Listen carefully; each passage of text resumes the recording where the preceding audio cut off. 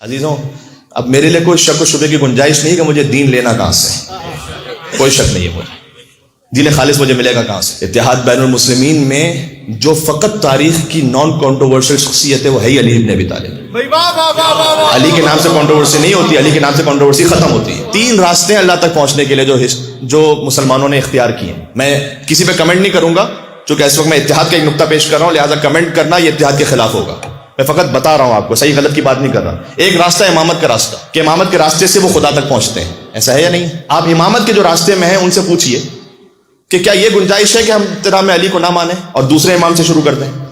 تو فائدہ ہی نہیں ہے، پھر کوئی وہ کہیں گے فائدہ ہی نہیں کوئی، تو ان کے بھی پہلے علی ہیں۔ دوسرا راستہ ہے طریقت کا راستہ، جو باطن سے شریعت کو حاصل کرتے ہیں، وہ طریقت کا راستہ ہے۔ میں نے کہا نا، میں کسی پہ کمنٹ نہیں کر رہا کون صحیح کون غلط۔ وہ کہتے ہیں کہ جناب ہم اس جھگڑے میں نہیں پڑتے، ہم پیار امن محبت کی بات کرتے ہیں، صوفیاء کرام۔ وہ طریقت کا راستہ ہے، اس میں چار راستے ہیں، ایک قادریہ، ایک نقشبندیہ ہے، سہروردیہ، چشتیہ۔ ان سب سے آپ پوچھئے کہ آپ کے پیروں کے پیر کون ہیں؟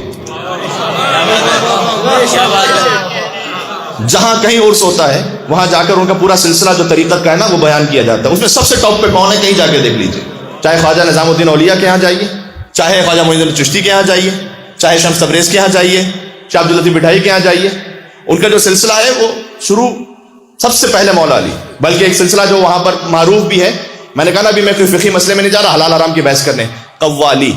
یہ جو قوالی ہے یہ قوال کے لفظ سے ہے، قوال عربی زبان کا لفظ ہے، قوال جو ہے وہ عربی زبان کا لفظ ہے۔ قوال صیغہ مبالغہ ہے، قوال قول سے ہے، یعنی ایک بات بار بار ایک شخص کہنے والا کوئی ہو، بہت بار ریپیٹ کرنے والا ہو، جیسے جبار، جبار یعنی بہت زیادہ جبر کرنے والا، جیسے قہار، یہ سارے صیغہ مبالغہ ہیں۔ جیسے کرار، میدان میں ڈٹ جانے والا، جیسے فرار، بار بار بھاگ جانے والا، ویسے یہ قوال، بار بار ایک قول دہرانے والا۔ یہ جتنے بھی نسبی قوال ہیں نا پرانے، ان سے پوچھ لیجئے یہ قوال کا لفظ آیا کہاں سے، کون سا قول ہے جو تم بار بار دہراتے ہو؟ تو کہیں گے قول نبی ہے جو بار بار دہراتے ہیں۔ قول نبی تو بے شمار ہزاروں ہیں، کون سا قول نبی بار بار دہراتے ہو؟ وہ کہیں گے من کنت مولا فہذا علی مولا، من کنت مولا فہذا علی مولا، من کنت مولا فہذا علی مولا۔ بعد میں اب میں اس بات کی گزارش کر دوں کہ بعد میں پھر اس میں بعض دفعہ حرام میوزک بھی شامل ہو گیا، کچھ ساز ایسے شامل ہو گئے جو ناجائز ہیں، وہ جائز نہیں ہے۔ میں کہہ رہا ہوں کہ بعد میں اس کی شکل بدل گئی، لیکن اصل میں جہاں سے شروع ہوا تھا وہ مولا علی کے ذکر سے شروع ہوا تھا۔ آج